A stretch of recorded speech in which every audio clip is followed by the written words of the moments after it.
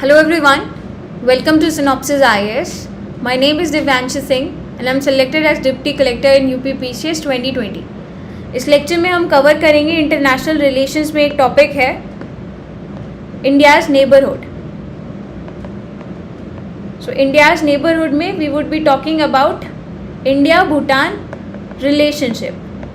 सो ये जो लेक्चर है हमारा ये मेंस क्लासरूम प्रोग्राम का पार्ट है, राइट. सो इसी तरीके से there are different courses on our website. You can visit our website synopsisias.in. आपको यहाँ पे बाकी कोर्सेज की डिटेल में जानकारी मिल जाएगी.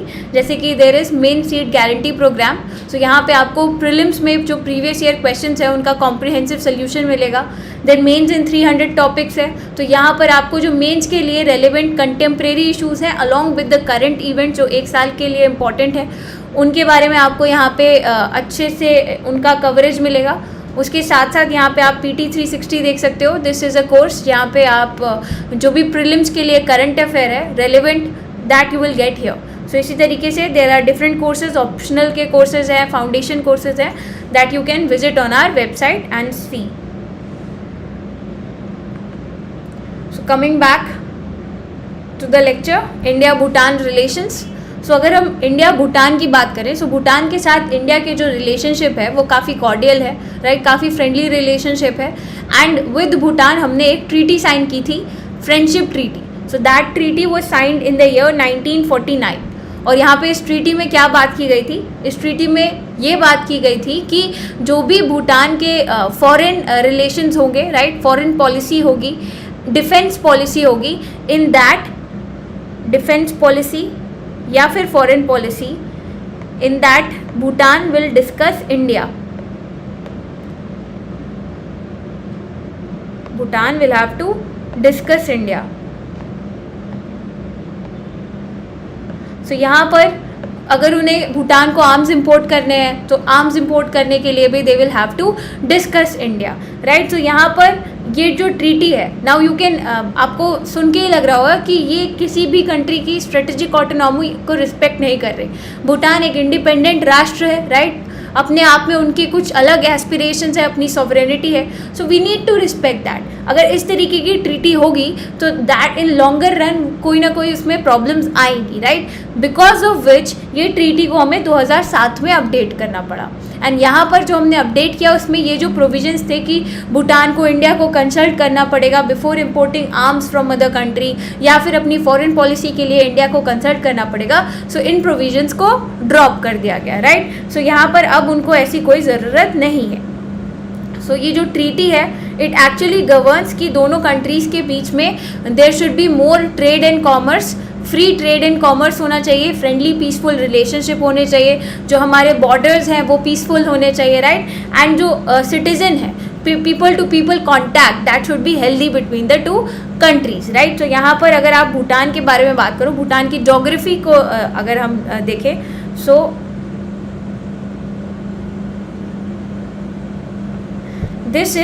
this part is Bhutan. ऊपर चाइना है, इधर नेपाल है, this is Sikkim and this is Arunachal here on the border side, right. So this is Bhutan's geography. Now you can सी कि भूटान जो है it is a landlocked country, right. इसके कोई भी जो बॉर्डर्स हैं वो यहाँ पे सी से एक्सेस नहीं है.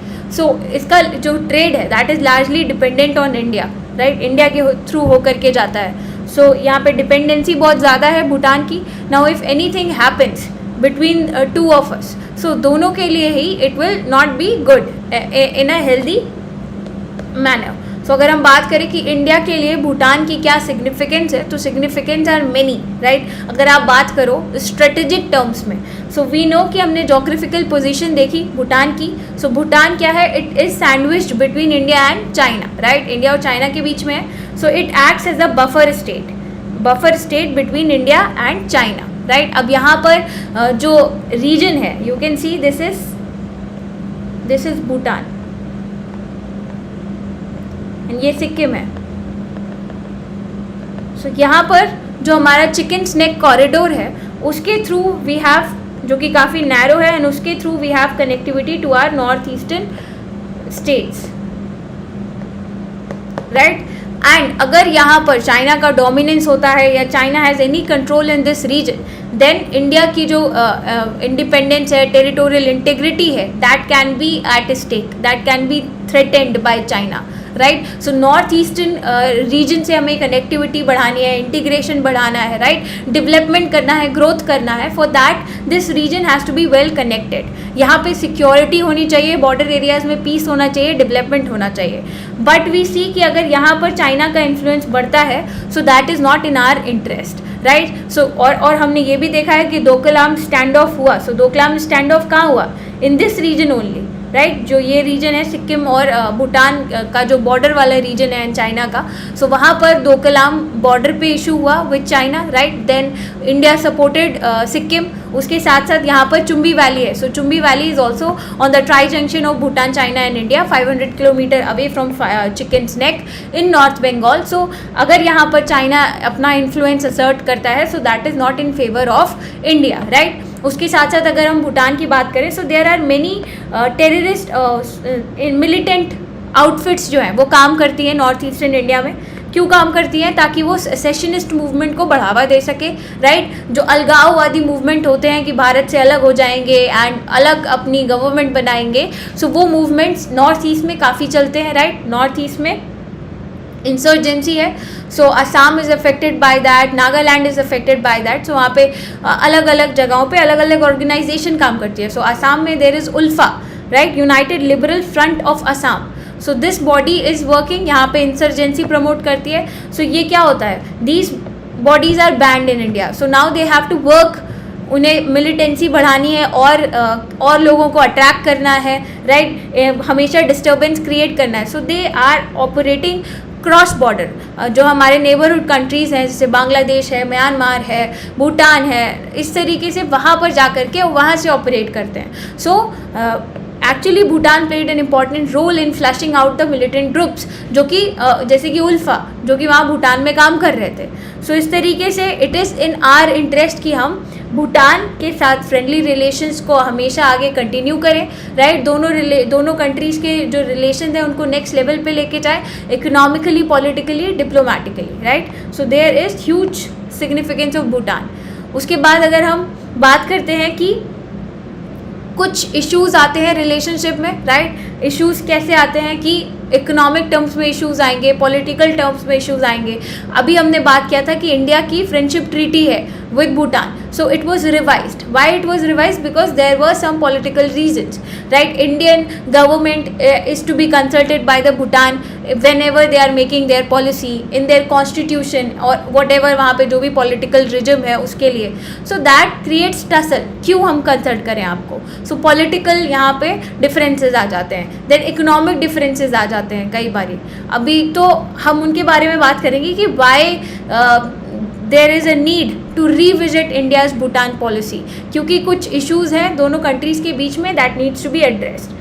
so सबसे पहले तो hydro power projects. India has helped Bhutan, यहाँ पे 3 हाइड्रो पावर प्रोजेक्ट्स हैं, लाइक चूखा, कुरिचू एंड ताला।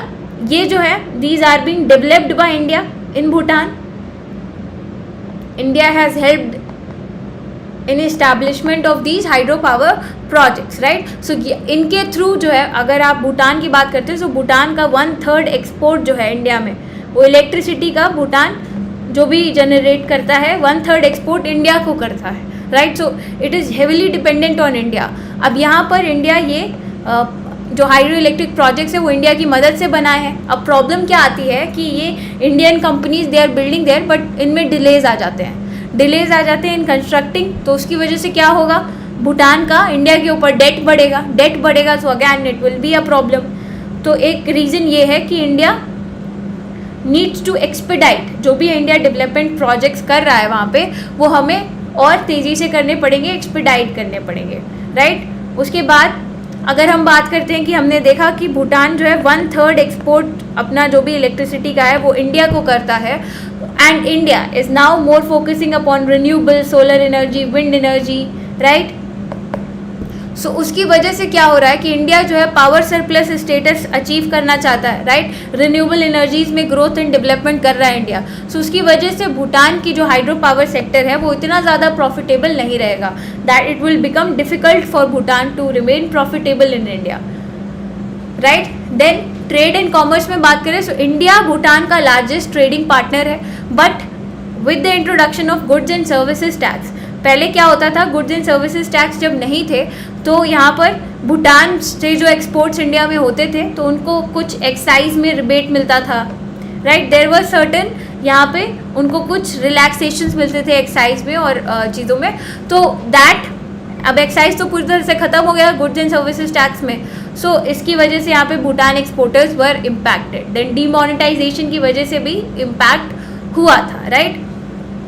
Then there are security issues. अब सिक्योरिटी इश्यूज़ कैसे आते हैं? सिक्योरिटी इश्यूज़ यही रहते हैं कि व्हेन वी नो कि India is acting as a big brother, right. Most of our neighbourhood को ये इमेज रहती है कि India is acting as big brother. India का इकोनॉमिक डोमिनेंस, पॉलिटिकल डोमिनेंस जो है वो काफ़ी ज़्यादा है रीजन में, तो इंडिया अपनी पॉलिसीज़ डोमिनेट करता है हमारे ऊपर।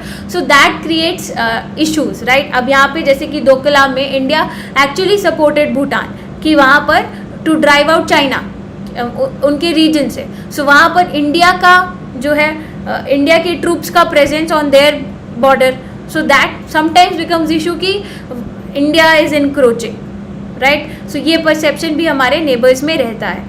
देन अगैन इकोनॉमिकली अगर हम बात करें so joint ventures are there. Joint ventures जो कि इंडियन पब्लिक सेक्टर एंटरप्राइजेस वहाँ पे करते हैं विद देयर कंपनीज। भूटान में जो कंपनीज हैं, so Indian companies they demand कि उनको ज़्यादा मैनेजेरियल कंट्रोल्स मिले, राइट। सो मैनेजेरियल कंट्रोल्स चाहते हैं ज़्यादा, सो उसकी वजह से जॉइंट जो भी वेंचर्स हैं उनमें डिलेज होते हैं, उनमें इश्यूज आते हैं। सो that is also not in favour of the economy. Economic growth के लिए तो ये फेवरेबल सिचुएशन नहीं है किसी भी कंट्री के लिए। सो यहाँ पर भी टसल्स आते हैं, राइट।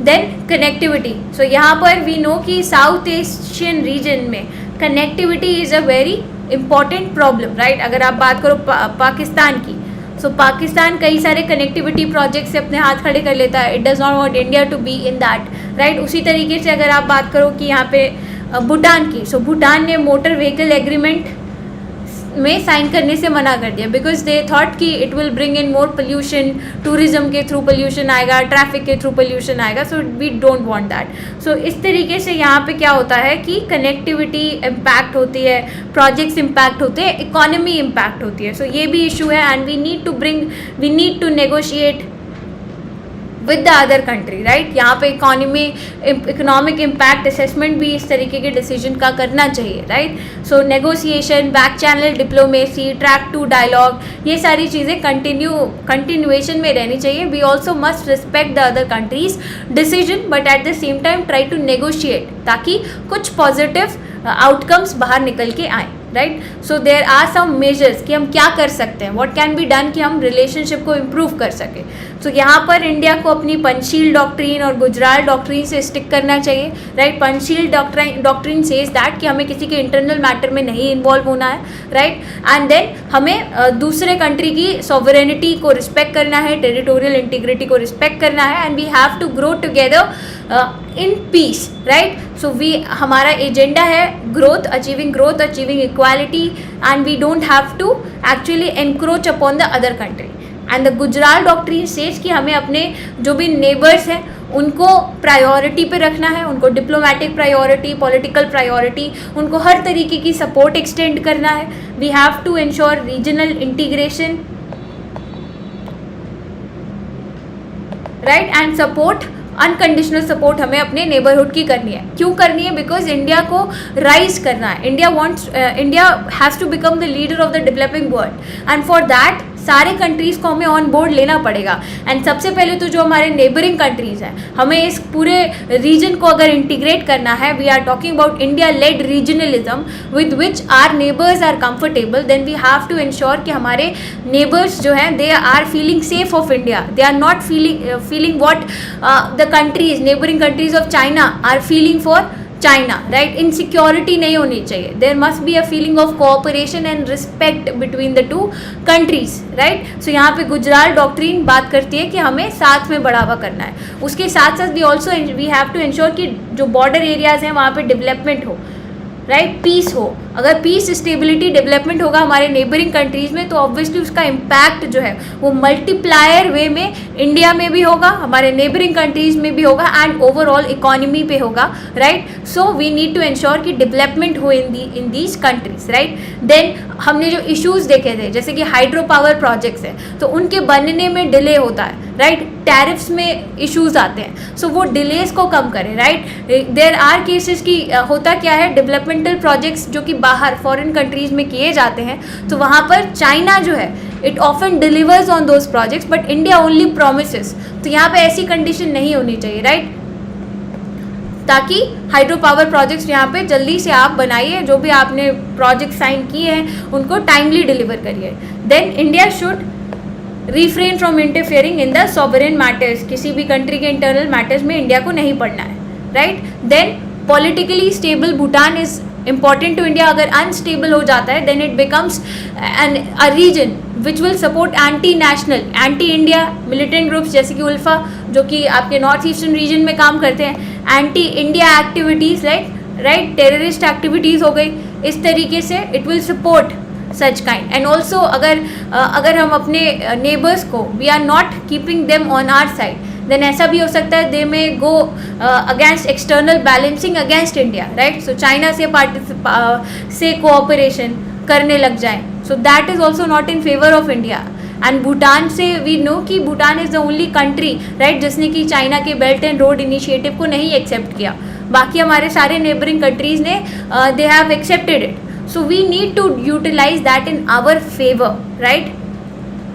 देन हमें क्रॉस बॉर्डर ट्रेड पे पुलिसिंग करने की ज़रूरत है बिकॉज वी नो कि इन बॉर्डर रीजन्स में क्या होता है, स्मगलिंग का इशू बहुत रहता है, मनी लॉन्ड्रिंग का इशू रहता है, राइट. इलीगल जो है वेपन्स का स्मगल होता है, कैटल का स्मगल होता है. तो हमें यहाँ पे क्रॉस बॉर्डर ट्रेड की पुलिसिंग करनी है, इंटीग्रेटेड बॉर्डर चेक पोस्ट बनाने की ज़रूरत है और उनमें टेक्नोलॉजी इन्फ्यूज़ करने की ज़रूरत है, right. And then India needs to discard the tradition of offering economic subsidies to our neighbors.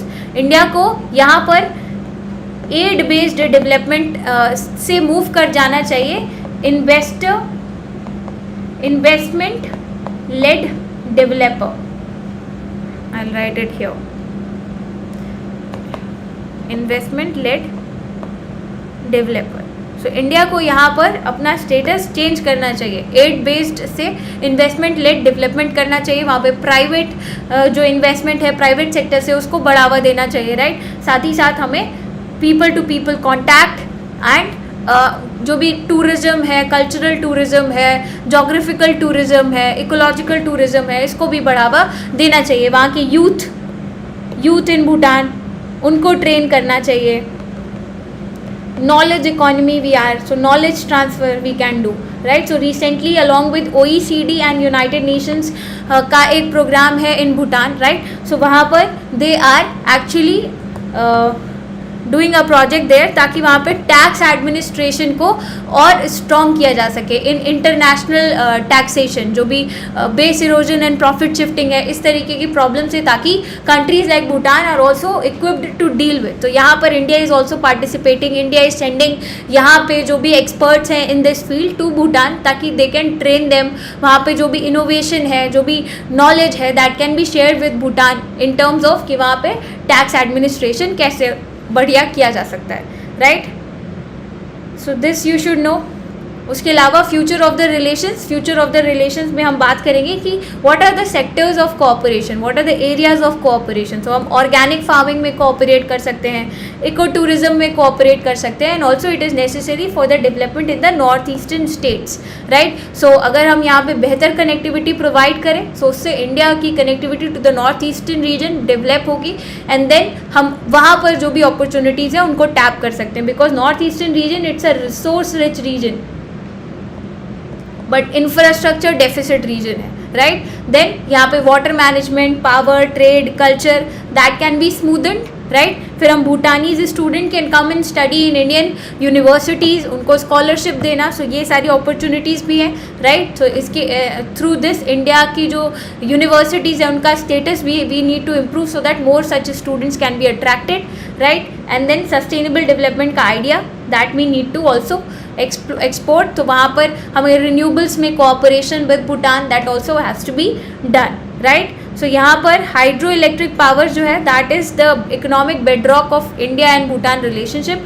सो यहाँ पर ये जो run of the river project है जिसमें कि पानी को स्टोर नहीं किया जाता बट उससे पावर जनरेट की जाती है। सो यहाँ पे जो भूटान के कंसर्न्स हैं with respect to delays in project delivery,